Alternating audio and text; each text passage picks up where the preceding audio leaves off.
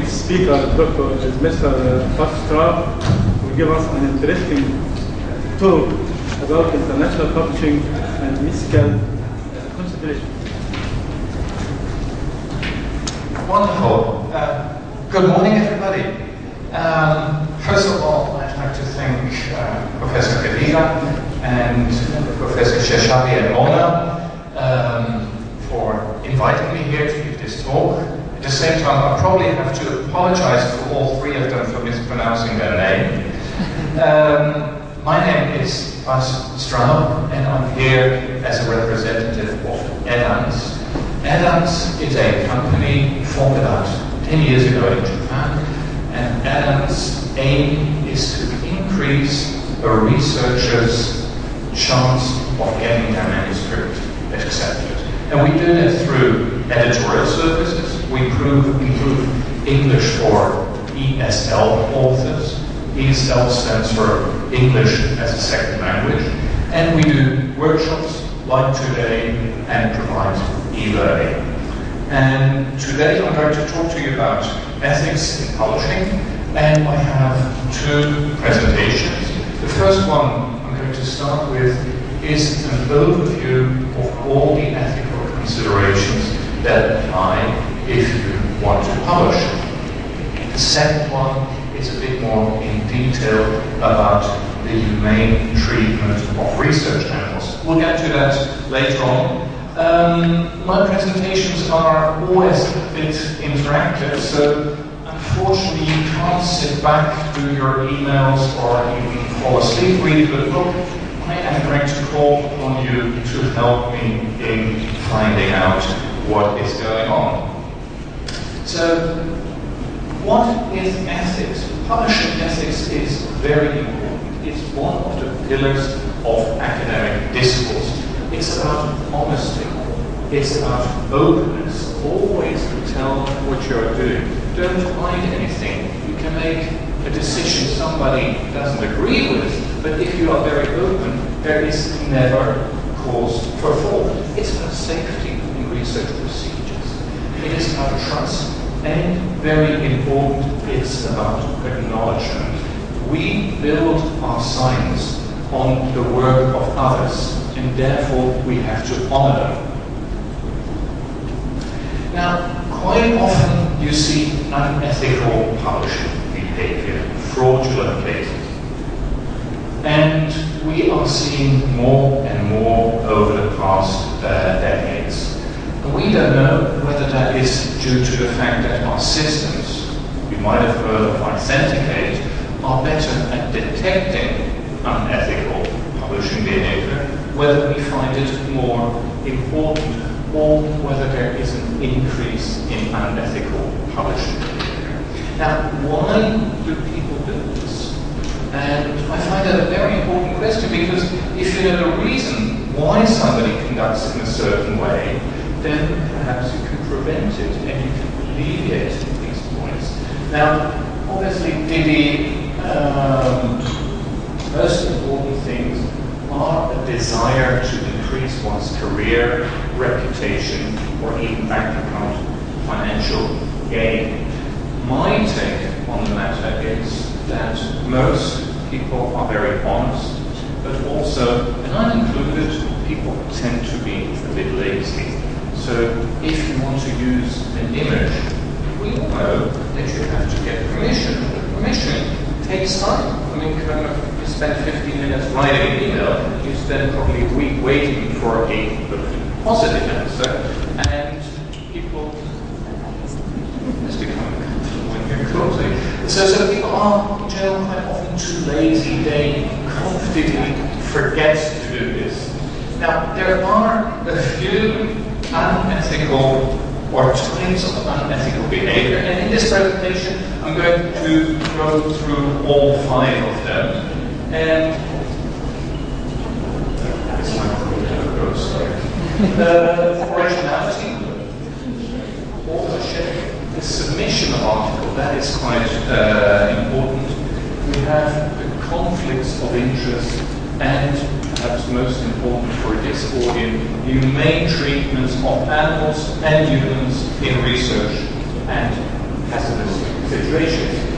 So the consequences of getting caught can be quite serious. I mean, it is very rare that somebody goes to prison, but your career in scientific research is based on trust. And if that trust is broken and the community knows about this, you have a big problem. If you have your article retracted by the publisher, what will happen? The publisher will put a retraction notice in the journal, and because the publisher in general feels that he's not a judge, he will formulate that retraction notice in general terms. It doesn't say Mr. So-and-so did this thing wrong, but we found irregularities. And actually, whether the language used in that retraction notice is outspoken or vague, it doesn't matter. Those people whose job it is to assign grants, they've got a lot of experience. They can read between the lines of these retraction notices. Now, if you, for example, would want to have a grant from NIH in America, those people who kind of check your applications, they will do a literature search, and if they find too many retraction notices, they will take notice and they will read them in detail. They will find out what is happening, and if you have performed unethically, the chances of you getting that grant are very, very low. So basically, by acting in an unethical way, you are very much limiting your own career. So I told you about the interactive bit of today's presentation, and throughout that presentation I've got a few questions. And to start, I thought I'm going to test a bit how well versed you are in the matters of ethical publishing. So you have found, by searching on the internet, a nice image of the Earth depicting its round shape. Can you just use that image in your publication? Who would say yes? Okay. And who would say no? There's only a few people. Most of you don't say anything. I can understand you would never use the image of the Earth because you're just zoologists. But come on, I want a bit more interaction here. So again, who says yes? This is okay to do. One person there. And who says no? No conditions. We have to measure the source of the image. You are completely right, but that's only 50% of the answer. Who's going to surprise me with the other 50% of the answer? Nobody? There are usually two things you've got to do, and I'll touch upon that later, is get permission or check whether you need to get permission, and if you need to get permission, and then you probably acknowledge the individual. Okay, I'm going to have a little reminder, and let's see whether we can bet it is 4 hours. Pressure be done by now. Okay. Let's see whether we can wake up. Another question. Introductory. A department head wants to be listed as co-authors on all papers published by researchers in their department. Is this okay? No. No? No? Come on, who gives me a yes? Nobody gives me a yes. Who gives me a no? You want to do a no? No. In general, I would be very cautious. Later on, I'm going to tell you what are the requirements to be listed as an author. And those requirements are quite substantial, so the chance that a department head can be an author or a co-author on all papers and still do his job as a department head are very minimal. So, in your paper, using that image of the Earth in space, in your paper you mentioned that the Earth is a round object in space. Do you have to reference that? No? No? Who says yes? Can we have some yeses there in the back? Oh, just thank you very much. Counterpoint. No, in general, you don't have to reference things which are considered common knowledge. Most of us don't believe that the Earth is flat. We say that it's round. That is so common, you don't have to reference that. Okay, you are asked to review a paper which was written by your brother-in-law. Can you just go ahead and review that? Sorry? Sorry? Okay, I am not very clear about this question. When you submit the paper is usually sent out by the editor of that journal to peer review. He will assign 1 or 2 reviewers to check the paper. Now, most of you as scientists will have experienced this. You get an email, very friendly, asking to review the paper. Now, in most of the times, you can accept that, but there are a few considerations when you cannot do this, when there is a potential conflict of interest. And this is one of the cases. It would seem very likely that a review of a paper written by somebody who you like, who you're family with, that you would find it very difficult to give that a negative review. So in those cases, you have to gracefully decline the chance to review this. Okay, so introductory question, and I say I can stop here already because you have proven to me that you know already quite a bit about publishing ethics, but perhaps there are in the coming slides a few snippets which you might find interesting, so I'll continue. So let's start with the originality. Work has to be new. If it is published previously, we, as researchers together, we don't want to publish it again. Every work has to be new and novel. And there are a few things when it comes to originality. When you have data, you can manipulate it. You always need to manipulate data to create information from data. So you have data from your research, from your lab books. You manipulate that data so it becomes information, and then you analyze it and it becomes knowledge. But you've got to be careful when manipulating. Data falsification, very clearly, you have plagiarism and copyright. So in order to explain to you about the manipulation of data, a few questions. You have conducted the same experiment 100 times. In 99 of those 100 cases, the result, whatever it was between 10 and 20. Now you have found one case, one of those 100 experiments, where the result was 50. Can you ignore that? Yes, very much.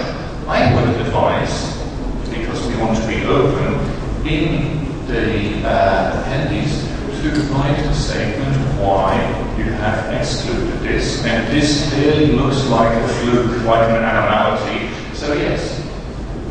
Does this work now? Okay. Now you have a photo which is quite dark.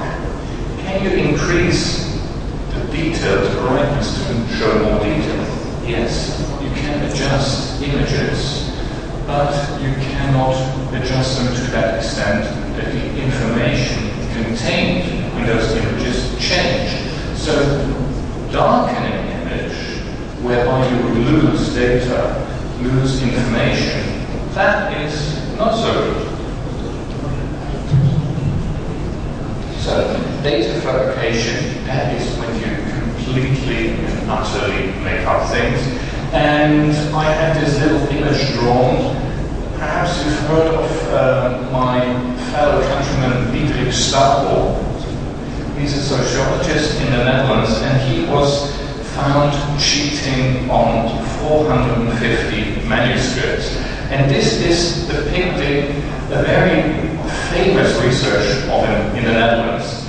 And he said that meat eaters are in general more selfish than vegetarians. He did some research, and basically it kind of fits. Most people, at least in the Netherlands, would associate a vegetarian with a gentle person more, and a meat eater kind of like perhaps slightly more aggressive. So people indicated yes, they could be. This research was based on interviews with about 100 people. It turned out later that all 100 cases were just completely made up. The professor in question, the example, he never interviewed anybody. I mean, this is the most prominent case of unethical publishing fraud we had in the Netherlands. It became so famous that the professor in question is actually making quite a bit of money by touring the university, explaining how to avoid unethical publishing content. It's not me. So, plagiarism, that is when you take somebody else's work and you pass it off as your own. Quite often people do this unintentionally or out of laziness. And there are two things which you have to pay attention to. If you want to use, let's say, an image which you find on the internet, there are two things which you have to. I forgot to say hi to Dr. Crescent. Nice to meet you again. You have to do two things. First, you've got to check whether you can use this image or this work. Most images, works are copyright protected, so that means that somebody owns it and he has the right to make money of it. So in most cases you would have to ask that person or that entity, can I use it, and if I can use it, how much would it cost? 99 out of 100 cases it doesn't cost you anything, but you have to ask. Now you have things like Creative Commons license. This is something new, whereby somebody could produce a work, a picture, or a text says, I'm happy to share this. I don't need any money. You don't need to ask permission. But what you need to do is to credit somebody. Somebody took this picture. It was probably Neil Armstrong on his way to the moon in 1969. And he deserves the right to be acknowledged as the creator of this work. So again, there are these two things. You have to ask permission and you have to acknowledge it. And here is a bit more detail about the copyright. Well, what is copyright? It's the exclusive and assignable legal right given the originator for a fixed number of years the right to obtain wealth from this material. And again, there are a few things. You don't need to get permission when you use very short quotes. Perhaps you've heard of Martin Luther King, who to this year, 50 years ago, had this presentation or kind of this speech on in Washington, and it started with "I have a dream," world famous words. Now, if you want to quote Martin Luther King's work and you want to quote "I have a dream," that is so short you don't need permission. If you would want to use his whole speech, then you would have to obtain permission. And again, the Creative Commons label, and there you see the attribution is when you are allowed to use the thing without further problems, because the creator of the work says, I want to share it. You always have to acknowledge this person, and the acknowledgement is essentially you can't change that. If I write, for example, a song, a pop song which is played on the radio, I can sell my copyrights to you, so that in the future you will get all the revenues from that work. But the fact that I wrote that cannot be changed. So that is inalienable. So, again, here are a few questions. In your paper, you mentioned that Mount Everest is the tallest mountain in the world. Do you need to reference this? No? Great. It's common knowledge. You want to exclude around 25% of the experimental data obtained in your study, as you think, hey, this doesn't make sense to me. Is this okay? 25%. You think it's okay? Who thinks it's not okay? Everybody thinks here it's okay. Up to McGee. I object. I think it's not okay. I would agree. It is a bit much. 25%, that's quite substantial. Perhaps there is good reason, but without more data than stated here, I would agree, I would be very cautious here. So, this is not smart. In your manuscript, you want to use 3 paragraphs from Isaac Newton's Philosophia Naturalis Philosophica Mathematica. What do you need to do? You need to acknowledge Isaac Newton.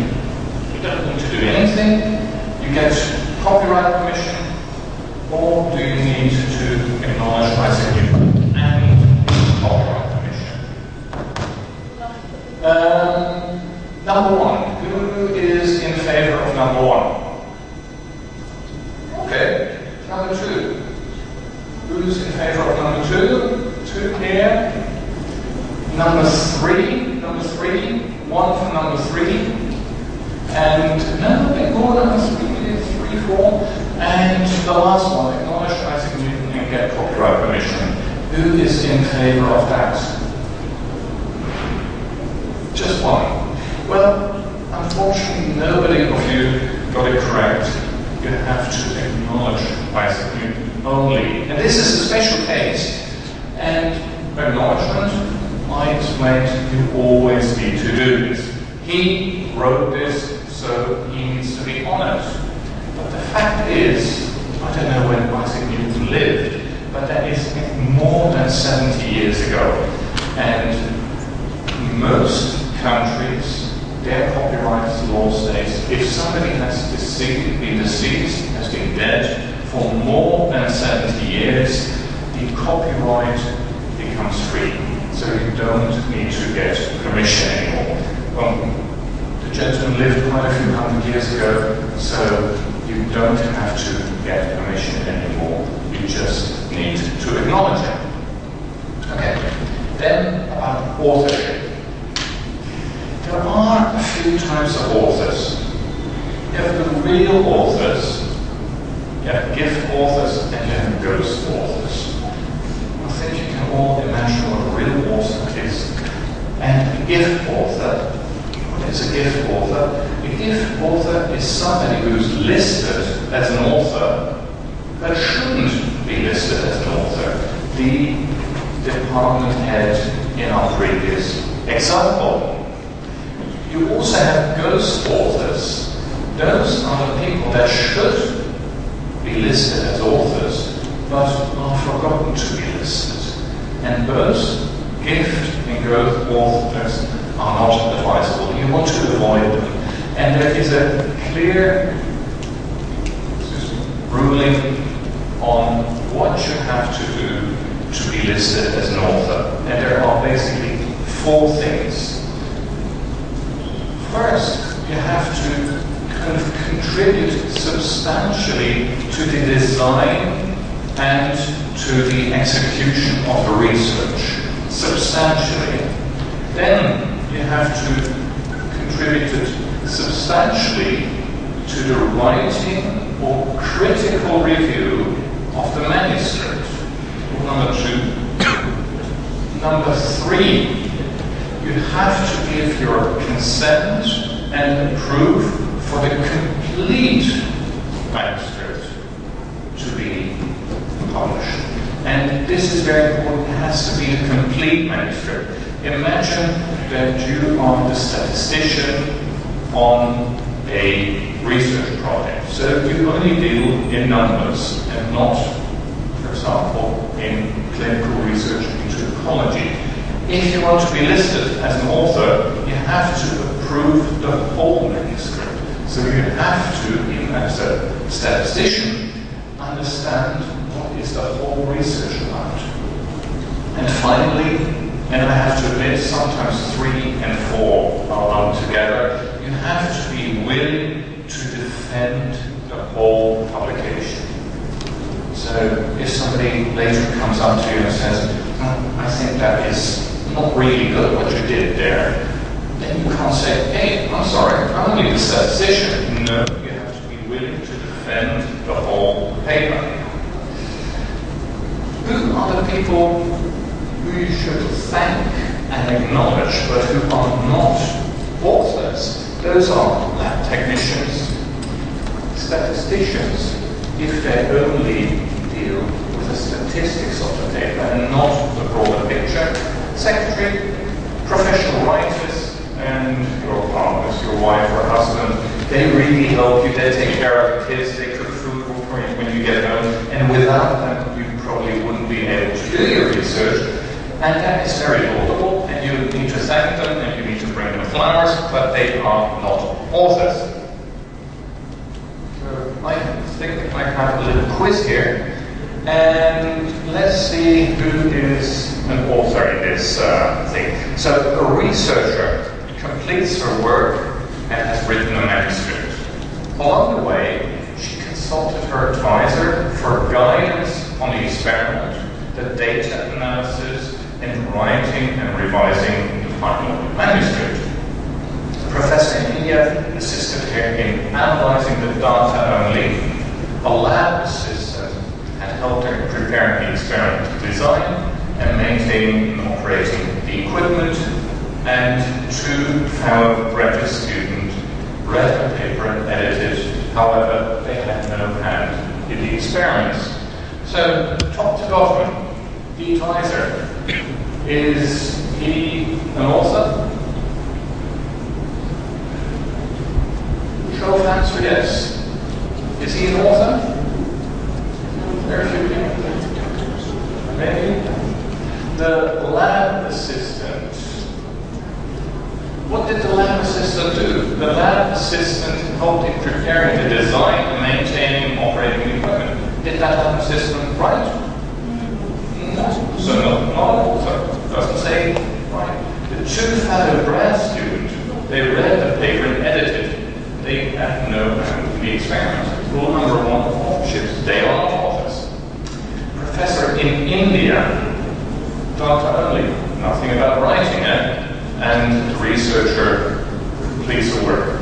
So in essence, only the advisor and the researchers should be listed as authors. The others are all acknowledged individuals. So you have written that manuscript, you've done your research, you've written it, you've decided, you had a big fight who's an author and who's not, and how you want to submit that manuscript. And there are a few things which you have to see. Is the manuscript previously published? Is it under review or redundant? So the manuscript should be new and original. You should not publish something which has been published elsewhere. There are a few exceptions, but they're not really exceptions. You can have follow-on publications, so you can build on the previous work, and you can have what is called secondary publications. So the research on the inhibition of cancer or tumor growth through the pathway of mitochondria, that is very interesting for a scientific paper, and one could imagine that such a research would later find its way into even a newspaper or a magazine. And you can publish them, but you've got to be really careful that you always, A, ask the publication for permission, original publication, that you very clearly follow the data interpretation. So if the original manuscript says, this is a wonderful way to treat cancer, your magazine or newspaper article cannot say, well, this is a bit mediocre way of treating cancer. No, it has to be the same data into rotation. When I give these lectures and workshops, I'm often asked, what about translation? I've published one paper in a local language journal. Can I now publish it in English? Yes, you can, under certain conditions, but the likelihood that you will succeed is very minimal, to be honest. You can publish it, but it will be published as a translation. And that means that if somebody wants to cite the paper based upon reading the translated version, he or she will have to cite the original version. For example, the journal Nature is published in English, and I know that there is, of the top content, an Arabic translation is made. Now, if a researcher cites an article because he read the Arabic version, he will always have to cite the original English version. Now, that means if you first publish in local language and then in English, then the editor of that journal, the English journal, has a limited interest in accepting this paper for publication. Theoretically, yes, it is possible. Duplicate publication, this is a big no-no. And again, most of these things are, to a certain extent, understandable. You submit your paper to Journal A, and you don't hear anything for months or months. In mathematics or hydrology, can be even a year and a half. Then you think, this is taking too much time, I'll submit it somewhere else. So theoretically, you could have the same paper in more than one journal. This is one of the most serious forms of misconduct. And perhaps it's not serious in the sense that, hey, you are hurting people, but because it can be discovered so easily, and it's so clearly and blatantly that you did something wrong, because you always have to send an acknowledged form. So you cannot rely later on to say, hey, I did this inadvertently, I didn't know that I was doing it. It happens to most people. When I was publishing many years ago a portfolio of biotechnology journals, my editor-in-chief of Journal A, I found out that he published a paper in his journal, but he also published it in another journal, and he didn't realize that I was the publisher for both journals. So then I found out, I said, man, what did you do? Why? And he first said, oh yeah, I didn't. I said, come on, you know as well, I've got two signatures. You signed it away, and one form is blue and the other one is red. You have to know. And he admitted, yeah, I was too lazy. It took too long with the second journal, so I published it quickly in my initial journal, in my own journal. So that person isn't an editor anymore, I can assure you. Redundant publications. We in the business call this salami slicing. If you have a bit of research and you cut it too thin, you try to get as many papers as possible out of this. That is very much frowned upon. It is very understandable and acceptable that if you have a fundamental research paper, that in certain cases you publish a methodology paper as well, because the methods used in your new research are novel as well, and thereby that would warrant a method paper, but they are always linked. But don't try to create more than one fundamental paper out of your research. So, conflicts of interest, number 4 out of 5. A conflict of interest is if your decisions could be influenced by aspects that are not known to the reader. So it could be about money, it could be about career, or it could be about personal beliefs. So, for example, money is if you do research into lung cancer, but you are a shareholder in a tobacco company. Most people would accept that smoking is not very healthy, but a tobacco company doesn't really want to say that because that would hurt their sales. So if you have a financial interest in the outcome of that research, then you have a potential conflict of interest. The same if somebody you love, your partner, your wife, or your husband, would be a director of a tobacco company and you do research into lung cancer, that is something which you have to declare. Also, personal beliefs. If you are a vegetarian and you do research into slaughterhouses, then that would very much likely influence your research. And you always have to declare there is no right or wrong here as long as you are very open. And you have to be very broad when including is this a conflict of interest. I've got here a few things. So you are a vegetarian and you contribute to a manuscript about conditions in slaughterhouses. Do you have to declare? It's not declaring here. It is not about leaving your job, doing something else, selling your stocks. Do you have to declare that? Yes, you should. Because if you are a vegetarian, the chances are very likely that the reason for being a vegetarian is more personal belief over I just don't like meat.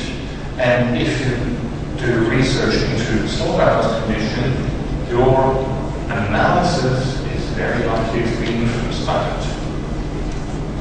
You compare the efficiency of two drugs, and your wife's worked for a company that produces one of the drugs. Do you have to declare it? Yes, very clearly. I mean, there is some financial gain to be had. You do lung cancer research and you are paid consultant to a manufacturer of cigarettes. Well, let's not even answer that one. That is so incredibly clear. You are doing research into the ecological damage of a new housing project and you're thinking of buying property in that project. Do you have to declare that? You should. What is the mechanism here at play? If you would say in your research that the chances of ecological damage are quite substantial, that would have a negative effect on the housing project, and that would probably have a negative effect on the prices of the houses. And if you think of buying one, hey, it's a wonderful way of getting the house cheaper. So you have to declare that. So finally, humane treatments, and in my next presentation I'm going to go into detail the humane treatments of animals in research settings, a bit more in detail, so I'll skip over this quite quickly. When you do research and you're using human subject, you have to declare that you kind of did this in the right fashion. In nearly all the cases, your university will have an ethics committee, which you have to register your research prior to doing so.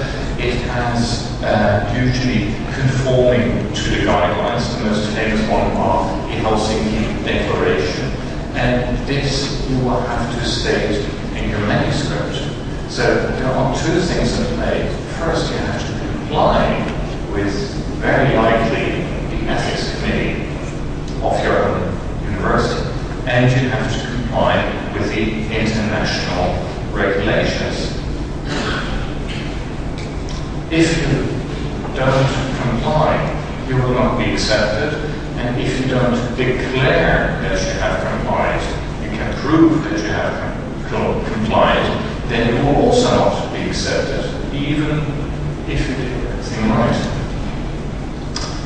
The same basically holds true to a certain extent with the humane treatment of research animals. lying by the pool, getting a drink, and I'll come to that a bit later. And very important, but quite overlooked. If research is about reproducibility, you have to write your manuscript in such a way that somebody else can reproduce the research. So basically, the person reads the methods, and gets all the equipment together and starts experimenting away. If there is even the slightest chance that the things will blow up, you have to very clearly warn for that. Adverse reactions to drugs. You have to very clearly warn to these potential hazardous situations. So with that, I have concluded that first part. Are there any questions? No? Wonderful. Professor Galia. You were saying that an author has to do 4 things. Yes, indeed. Can't we share, for example, somebody does this, we all think about it, and then somebody does the practical, another one does the writing, the third one does the revising, the fourth one does the editing, whatever. Yes, that is very well possible, but that doesn't mean that those people are then considered authors. There has to be always at least one who is fully responsible for the whole work. Yes, I do agree with you. They are all responsible, but they are sharing the responsibility. They are sharing the work. Yes. Because from what you said is that each one of these authors has to go through the 3 or 4 roles of getting this this manuscript published. So which usually doesn't happen because we really do share. I will do the revising, somebody will do start the writing, the fourth one will do. But at the end of the day, we are all responsible for this manuscript. I see what you mean, and perhaps that needs a bit more clarification from me. It is not that each and every author has to be written and edited the whole manuscript, but it's about a critical amount there, and that is obviously somewhat arbitrary. Let me give you an example of what is not somebody who has substantial contributed to the writing or the editing. If you would send a manuscript to a language polishing service, they have contributed quite a bit to the success of the paper, but in general we see that only the writing or the editing is not substantial enough. Given the example of this statistician who works on the paper, what does the statistician do? He creates the statistics, he analyzes it, he discusses it with the main researcher, and he probably writes or very critically revises the statistics section of that manuscript. And then I would say, all agree with me, that this statistician is potentially an author. Now, if he is only the statistician who looked at the numbers, is 1 and 1 2, is 5 times 8 40, and he doesn't even know whether the manuscript is in zoology or in hydrology, then I will say, even though he contributed significantly to the statistics part, but he cannot defend the whole work then he wouldn't be considered an author. I hope that explained it a bit better. Yes, I agree with you. I do understand your point, but I would just say it a little bit differently. The statistician, if he is going to be paid, I just get him as a statistician, then I'm not going to put him as a co-author. But in some cases, yes, I would put him as a, but he's not going to be paid. He would be an integral part of the whole manuscript or of the work. Then he's going to be a co-author. Yes, and there you grasp the essence that he's going to be a very important part. Exactly. So, for example, the secretary, they are paid to do this, the secretarial work. The lab technician, he is paid to be a lab technician. So what I mean, there are, I only wanted to make sure that we understand the roles of the authors, because this is a very important point to all of us. We have here young people, undergraduates and graduates, and we have here professors of the highest caliber in Egypt. So definitely the role of this person, of this professor, definitely is not the same role as the newly graduated student who's just making his MSc. So definitely, but both of them will be, their names will be put on this manuscript, and both of them will have to defend this manuscript if they are asked to any question regarding it. Completely agree, and to give you some insights, in my experience as a publisher, I've seen it go wrong more likely on the end of the top professors, the department heads. We know that in order to contribute to a manuscript, to be listed as an author, only not in the research part, but in the creation, writing, editing, and revising of the manuscript, that takes easily 80 to 100 hours of work.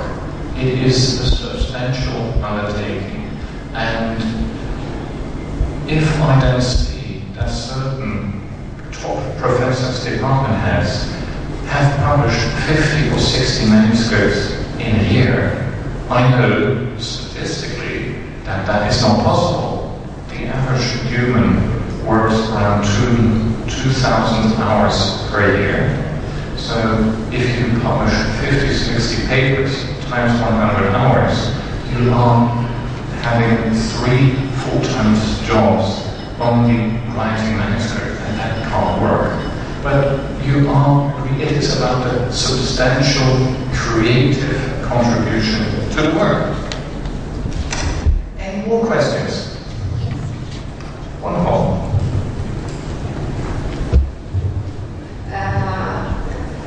First of all, I wanted to thank you about your presentation. It's very good and nice. My question is, how will international publication evaluate the humane treatment of animals? Because it's a critical issue nowadays. What is their view about this? Yes.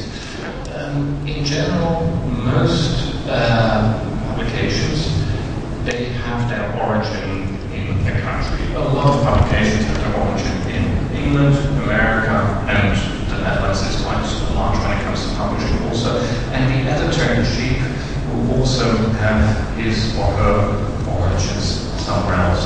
And my experience is that the editors adopt the code of conduct from the place where they studied, where they were kind of come from.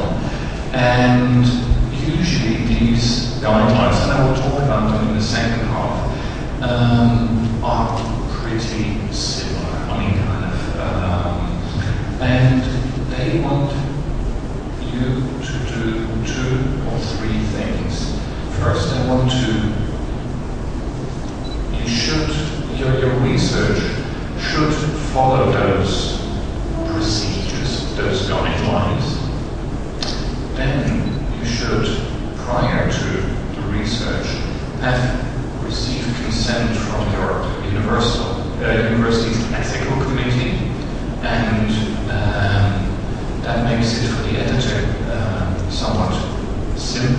because he knows the universities by reputation and therefore can say, okay, this person adopted the Egyptian guidelines or German guidelines. I'm happy with those. This university or this researcher very clearly received consent from his ethics committee. That's also good. And thirdly, you have to declare it and you have to put that in writing. You cannot just say, okay, I did this. So you actively have to say, we followed this procedure. And that's for the simple reason, if you tell nobody knows, it's also for the reason that thereby you actively declare that you have complied with these guidelines, and thereby, from a negative point of view, if you then haven't done so, then it would be a case of fraud, and that is much easier to police than whether you have to tick box A or B. That sound clear?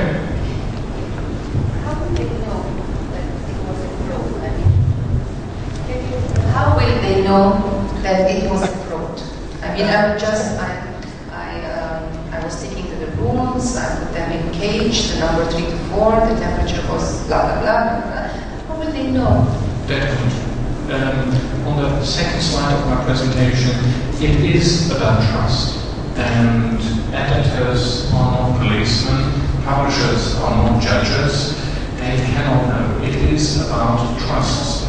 And obviously, by having these guidelines and this way of doing, we as publishers mainly avoid that somebody kind of says, well, I didn't know, it wasn't clear. And if somebody wants to kind of cheat their way into the publication, there's very limited we can stop from doing so. I'm sorry. This better? Okay, I'm sorry. The question was, how can we ensure that somebody is not cheating? And the fact is, you cannot. It is these guidelines and these rules basically ensure that if you cheat, you have to cheat actively. You can cheat passively by easily forgetting something. But if you're asked, have you done this? You basically put your name next to it, you sign this, then you can still cheat, but you cheat actively. And that can be much easier to police, but there always will be fraud. So what you say is that it is about credibility. Everything is about credibility here, yes.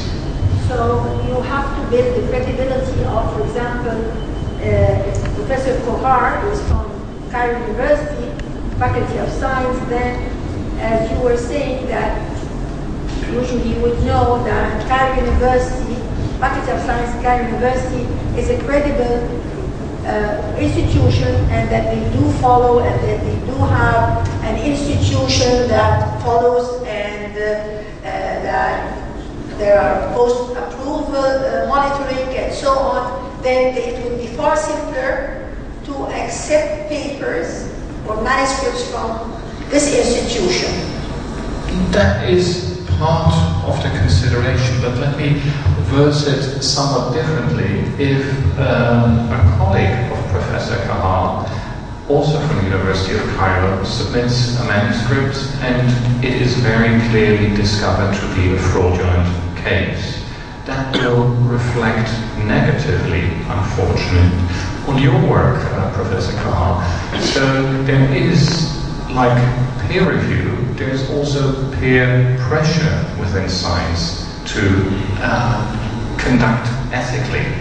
Because if you don't, you're not only hurting yourself, but you're hurting your colleagues. The example about the meat eaters versus vegetarians, Dietrich Stapel, he was from the University of Tilburg, and that very negatively kind of affects the university, because most editors now will say, okay, this Professor Stapel, he frauded, But the checks and balances at that university were probably also not ideal. So we are next time a bit more cautious. Question over there.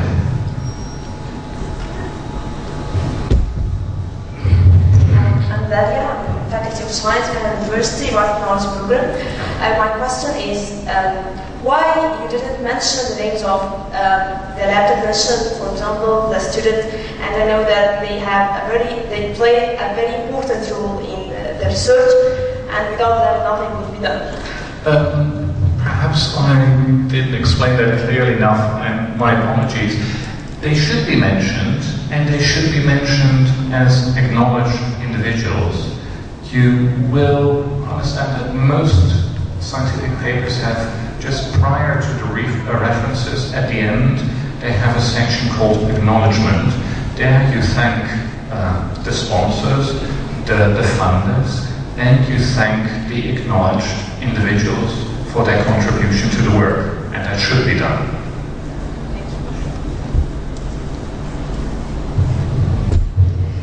I want to ask about the plagiarism. As you know, English language is not native language for us. So how can I replace some parts from publications? How can I replace some sites make editing for language, but they are recommended by journals, but they are very expensive? That is the short answer. That is very unfortunate, but it's unfortunate a fact of life. Yes, we see that a lot with ESL authors, English as second language, especially when it comes to the plagiarism, the paraphrasing of kind of pieces of text. Now, I can tell you that nowadays the research community as a whole is starting to look somewhat different on the matter. Give you an example. If I look at a paper which deals with oncology, with cancer, 9 out of 10 papers will start the introduction with lung cancer, breast cancer, whatever cancer is still one of the most common forms of premature death in Western society. That sentence must have been published a few thousand times already. So if you would use that sentence in your manuscript, that is not plagiarism. Also in the methodology section, if things have been said already quite a number of times, then it becomes very difficult to phrase them in a new and novel way. I mean, what is a methodology section? That is basically the cookbook, the recipe book for the research. And if it's a simple procedure, boiling an egg, how many ways are there to describe how to boil an egg? So these things are never absolute and never put in stone.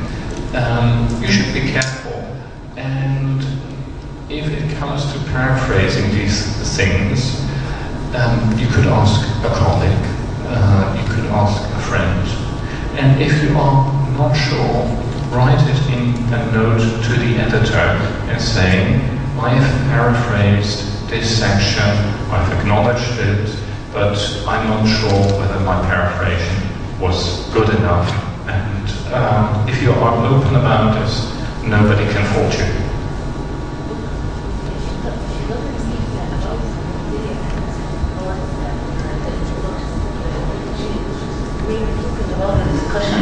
The writing of the discussion about getting some phrases from the other authors as it may explain some of her results. Well, if it would be about writing the discussion, then I think one has to be very careful, and one should not use text written by somebody else, because the discussion is basically, in the conclusion, those are the core elements of the scientific paper. That is where it's built. Now, if it's about the methods, how to conduct an experiment, how to boil an egg, then you can say, okay, this is pretty standard, but your discussions and your conclusions, they are the core of the novelty, and they should always be 100% original. I would like to share something that was maybe 2-3 years ago. I was reviewing an article, and the title was a little bit strange for me. So I said, let me Google it. So I Googled it, and for his bad luck, it was exactly the same paper. What he did was, suppose the ovum measures, say, from 8 to 10, he wrote it from 7 to 9. And then the diameter, I don't know, it was different, and it was exactly the same paper. So of course I accused it, and I said this was plagiarism. So the term plagiarism was not well known at that time. So he was surprised and said, plagiarism? I said, yes, it's a sort of cheating, and he denied it at first. And then when I said it's the paper, journal number, this and this and that, and he said, I didn't know that that was plagiarism. It was maybe the English was better in that paper, so I just changed the measurements. That is an excuse that we hear quite often, or we used to hear it quite often, and I don't know the example of your papers, but we see that, or we have seen that quite extensively in Asian societies, and perhaps there lies a reason in the fact that different societies look towards originality different. In Western society, where I come from, so I can speak for Europe, a lot of emphasis in general society is placed on being new. If you are a painter, you create a new painting. If you look at art from Asian societies, it is about repetition. In the most skillfully mannered, repeat what somebody has done. That's not wrong. What we in Europe do is not right. The matter of fact is that this is the way we look at it in research, and this very clearly, very blatantly is plagiarism in its most active form. That is also the case, and we have seen quite a lot of people using this excuse. It's our culture, we didn't know, repeatedly. So in this case, I would, if I would have been the editor, I would have sent it back, would have banned this person from submitting again, and I would have notified the dean of his university, or her university. Question over there. Nice to meet you. Nice lecture. Thank you. I'm Professor Zamalek from Tata University.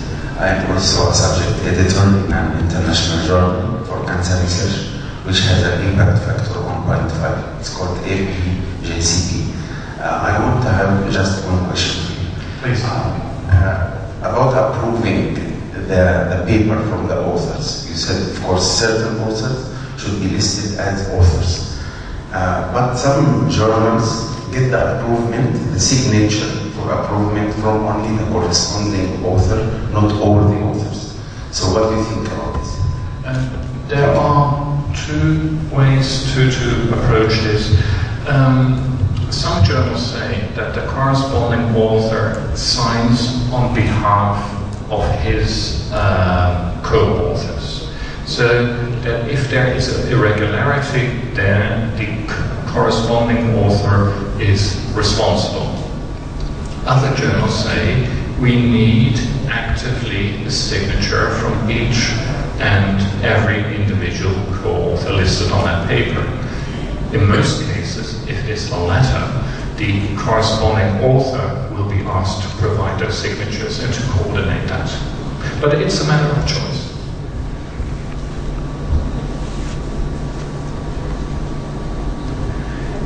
If that is all, let's see how we're doing for time. We have about half an hour. I'm going to change to my second presentation, which is hopefully just as interesting. It will be visually not as nice because it doesn't have the images, and I'm going to stand behind the lectern because I need to consult my minutes for that. Just a second, please.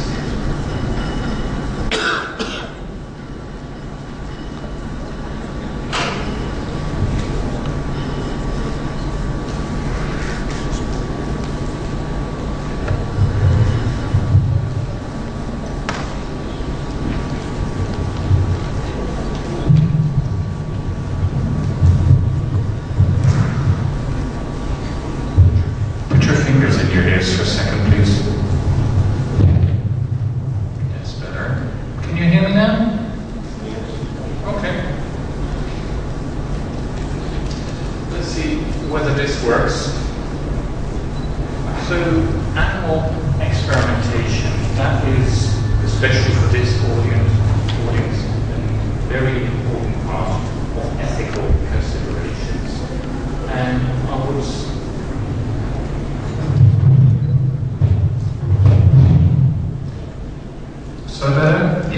animal experimentation, very important part, especially for this audience. And even if you delete the term ethical, what I'm about to say, I would say that most people will say that is just common sense. Now, what is the thing with guidelines and ethical considerations on animal experimentations? We see that animals are widely used in experiments. I mean, it is not occasionally, it is very widely. And quite a lot of these experiments, they cause pain and discomfort to the animal. And that combination, the wide use and the discomfort and pain, means that we, as society, as researchers, find this a serious moral problem. And there have been always pros and cons about the use of animals in experiments. The people in favor, they say, well, if suffering is minimized and the human benefits that are gained are substantial, then okay, it is not pleasant, but it needs to be done. The people who are against it, the faction, they in general say, well, it causes sufferings, the benefits are doubtful, and there are alternatives possible. Who is right? That is open for debate always. And you probably have heard of the 3 R's in animal experimentation: the reduction, the refinement, and the replacement. And let's go through them in a bit more detail. The reduction stands for that you should reduce the number of animals used in experiments, and you can use that by applying more efficient techniques, by better forms of data analysis. So you could also do meta-studies, and by sharing results. So if you have data sets, you have results, if you share them widely, that could mean that somebody else doesn't have to do the experiments because the data is already there, and just his approach to that data can be different. So refinement, it's important to refine the experiments by using better and more efficient and efficient techniques, by creating a pleasant care environment for the animals, and by better living conditions. And then finally there is the replacement factor, whereby you search and employ alternative techniques like cell culturing, modeling. You could conduct on humans as well. Humans have the benefit that they can voice their opinion, their feelings, and thereby you can measure far better and by doing epidemiological studies. Now, what you see is that each university will have its own guidelines, and that most cultures, countries will also have their guidelines. And for this presentation, I've looked at a number of guidelines, and the ones that I found most beneficial to present about are the guidelines of the American Physiological Association. They are very well structured. You can find them on the internet, and what they say holds true for most guidelines. So they say there are a few important considerations. So one, the first major consideration is about justification, and the purpose of the research should be very clear. It should increase knowledge of the process underlying the evolution, the development of the biological significance. It could be about determining the reproducibility of previously done research. It can, the purpose of the research can be to increase the understanding of a species and provide results that benefit human health or welfare of humans or other animals.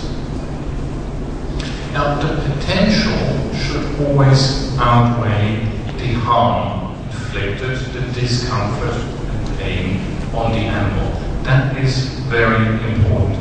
If there is no or very limited potential in the study, then the study shouldn't be done. Also, part of the justification is that those who do the study have a in-depth knowledge about the regulations. They should know what is okay to do and what is not. And it is very clearly that research on animals cannot start before the appropriate ethical committee, usually at the university, has consented to it.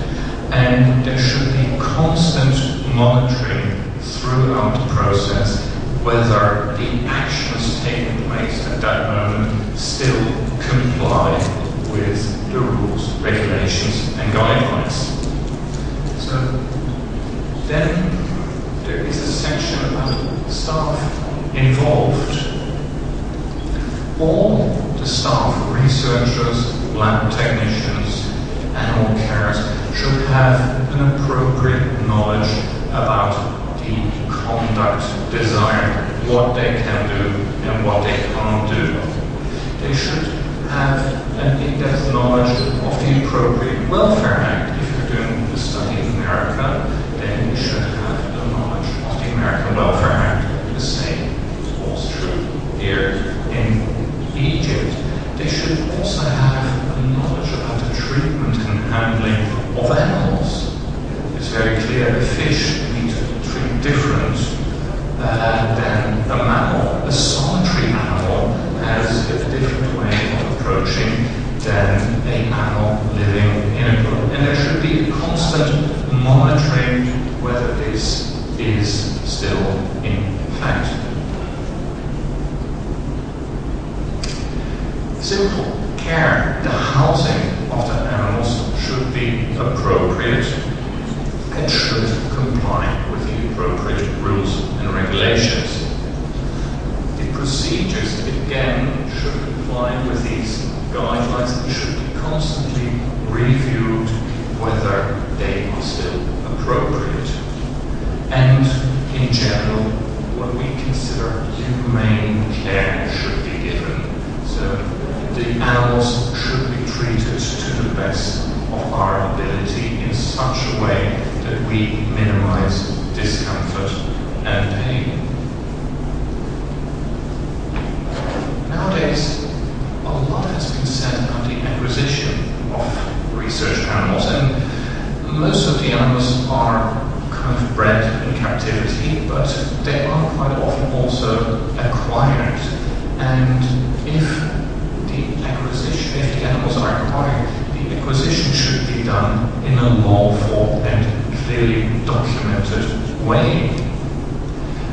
The fact that you, as a researcher, buy your animals from somebody means that you also have a responsibility of that process. So, for example, the transport, the shipment from the facility, from their facility to yours, that would most likely fall under the responsibility of the vendor of the animals.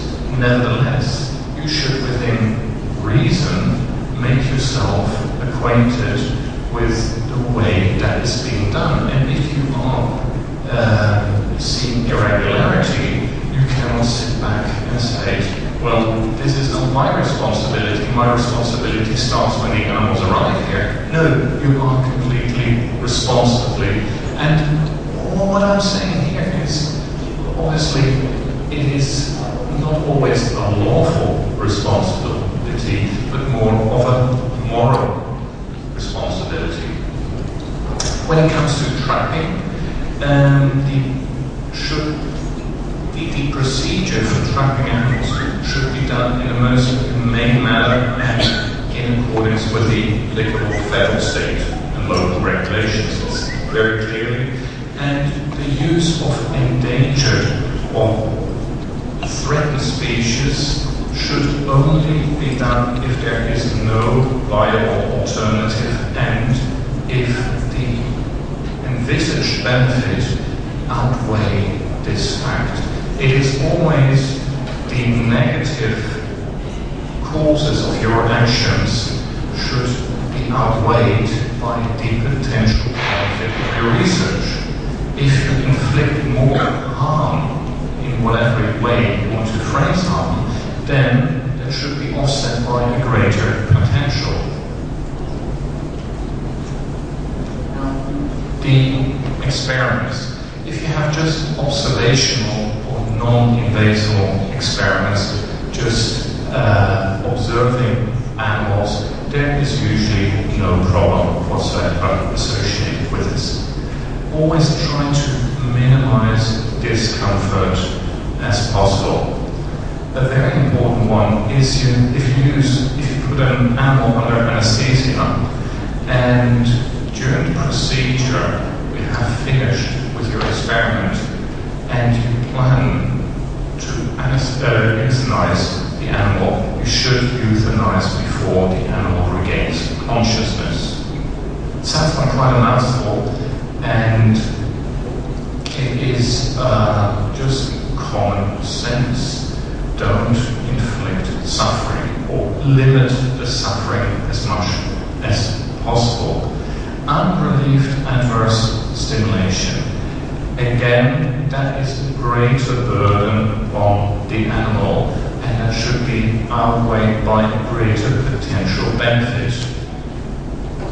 So again, discomfort, there should be justification for it and the benefit. One of the things which most regulations state, this is a very big no-no, that is to kind of perform a paralytic procedure without anesthesia. That is considered by most of the guidelines the most serious form of harm and discomfort to the animal, and most guidelines will not allow you to do this. Again, surgical procedures. Have competent staff, applicable staff, perform as much as possible under anesthesia, have post-operative care, and most guidelines and regulations will forbid successive procedures on one animal. Kind of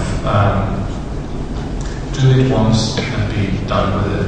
What is acceptable and what is even desired is to combine as much as research as possible, various things on the same animal. Once the animal, you have done your procedures and it has recovered, there is a strong, let me rephrase that, it is in most cases not advisable to release the animal into the wild again. This is, for A, the chances that the animal will survive in the wild are very limited, and B, it can be disruptive to the ecosystem. So most guidelines can have a no-release policy, and the euthanasia, when it is appropriate, it shall be done in a humane possible way. Finally, field research. Quite simple. Avoid disturbance, have respect for humans, and the appropriate approval. And this is what I've presented you is a very short introduction. What I find, again, on the internet, you can find the guidelines of the APA. They are very clear, very precise, and if you have any questions on that, I would refer to them, but if you have any questions to me, I'm glad to field them.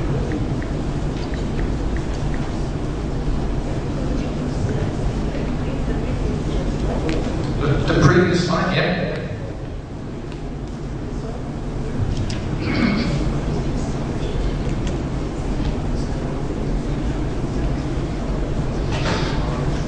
Just a second. Okay. Euthanasia is killing the animal. Anesthesia is putting it to sleep. Sorry? Excuse me? So means the humane killing of animal? Killing of animal by humane method? Euthanasia. Means killing of animals by humane methods? Under anesthesia? In general, it is advisable that whilst if you plan or if you need to perform anesthesia, if you need to kill the animal, then it's desirable to kill the animal whilst it's still under sedation. Yes. What about exsanguination methods? It's a recommended methods for euthanasia? Exsanguination? Exsanguination? Yes, that is possible if the discomfort is minimized. But in many societies, the exsanguination of animals is an acceptable procedure also for human consumption of meat. It's acceptable method in my religion, Islam method. Yes, I was referring to that. Same.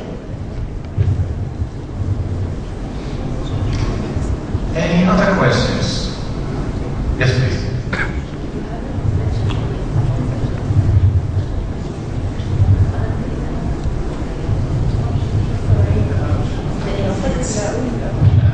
Insects are just as much animals as any other animals, and I would perhaps you can explain to what you're referring, why insects should be treated differently.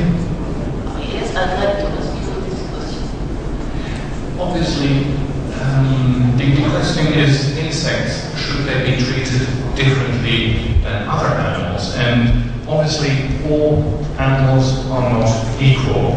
A nematode, a worm, doesn't really have a central nervous system like a chimpanzee has. I mean, if you look at the level to which an animal is able to think, to feel pain, has a conscience, that would obviously influence your conduct with the animal. I mean, a worm or an insect has a lower sense of conscience than a chimpanzee or a dolphin or a dog, and that would have to be reflected in the treatment of that animal. Another question. Yes, please.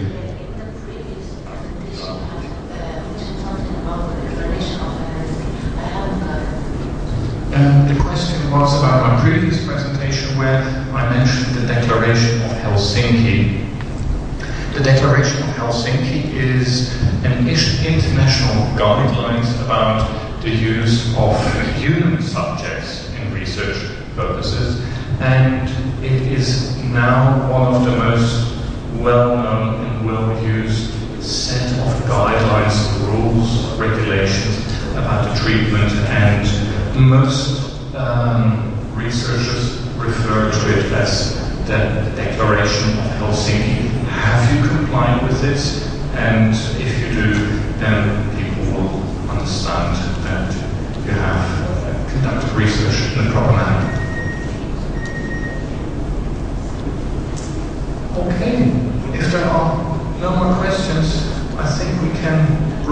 a bit earlier, and I give it to you. Thank you very much.